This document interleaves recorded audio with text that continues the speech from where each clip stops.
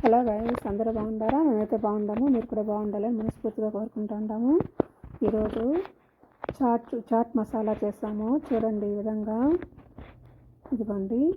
బుడ్డ శనగలు బాగా నానబెట్టేసాను. ఒక 10 hours నానబెట్టేసాను. నానబెట్టేసిన తర్వాత మార్నింగ్ మళ్ళీ వాష్ చేసేసి బాగా ఫ్రెష్ వాటర్ వేసి సాల్ట్ వేసి కుక్కర్లో పెట్టేసాను.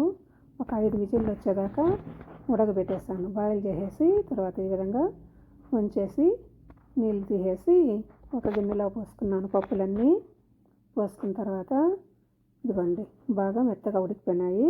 ఈ విధంగా పెట్టాను. మీకు స్మాష్గా కావాలంటే నలిపేయచ్చు, లేదంటే అట్లే పప్పులుగా కావాలంటే ఇట్లే పెట్టుకోవాలి. ఇదిగోండి, కొరియాండరు, గ్రీన్ చిల్లీ కొద్దిగా తరుక్కున్నాము, సన్నగా తరిగేసాము.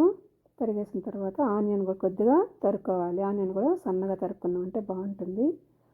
ఇవన్నీ తరిగేసి లెమన్ పిండేసి తర్వాత కొత్తిమీర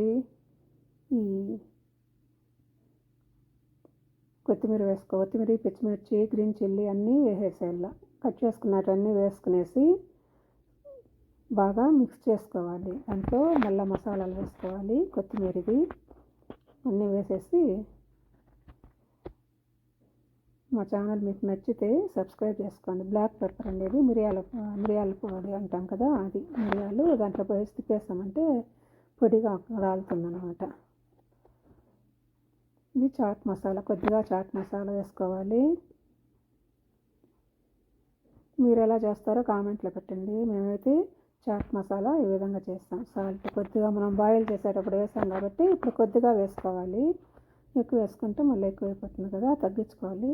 తర్వాత salt, red chilli powder,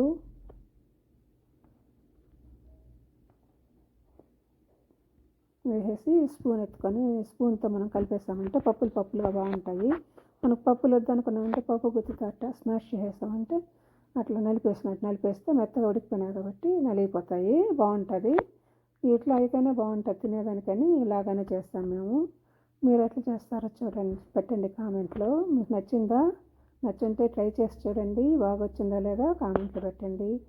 evening వస్తానే పిల్లలు స్కూల్ నుంచి వస్తానే స్నాక్స్ చేసుకోవచ్చు. మనం కూడా ఇంట్లో స్నాక్స్కు కొద్దిగా చేసుకొని తినచ్చును. చాలా బాగుంటుంది. ట్రై చేయండి.